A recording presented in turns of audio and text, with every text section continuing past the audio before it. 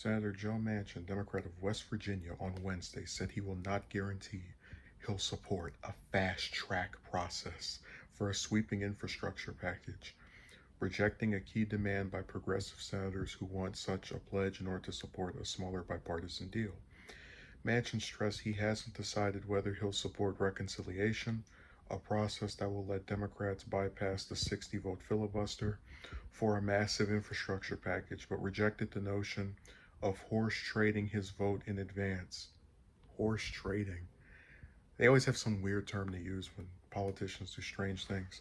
I would never ask any of my colleagues for an ironclad commitment, and I expect the same from them, Manchin said.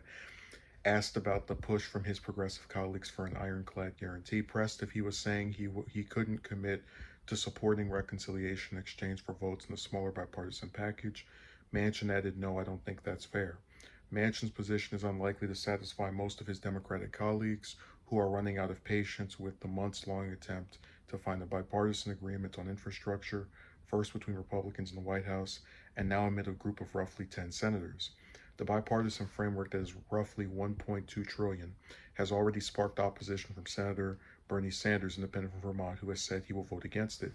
Other Democrats are pushing for a locked-in guarantee from Manchin and Senator Kyrsten Sinema, Democrat of Arizona, that in exchange for supporting their bipartisan package, the two moderates would provide the votes to unlock reconciliation and ultimately pass a second larger infrastructure package expected to be in the range of multi-trillions with only Democratic votes. I would support something like this. Okay, this is from Blumenthal. Nobody cares about him, but nobody cares about him. That's why he got elected senator in the state. Manchin rejected the idea that he should be willing to lock himself in, adding that if Democrats don't support the bipartisan proposal, which is more focused on hard infrastructure like road, bridges, and broadband, they shouldn't support it.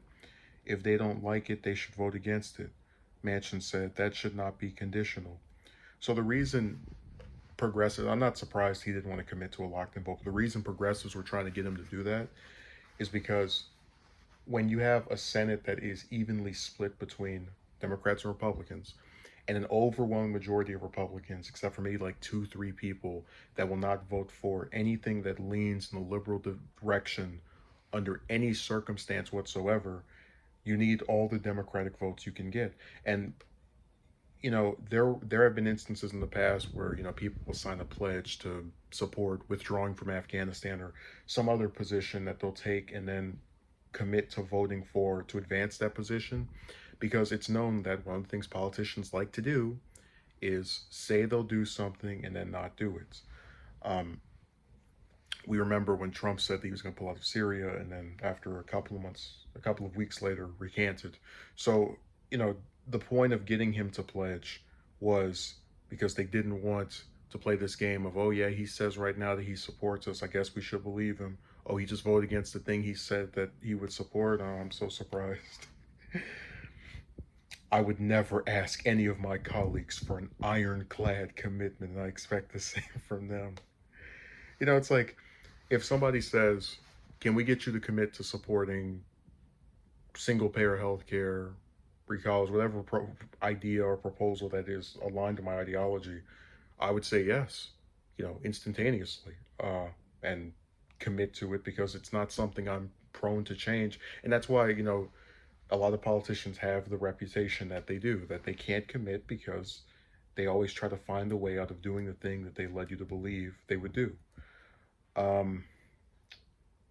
yeah, he's just a really frustrating politician.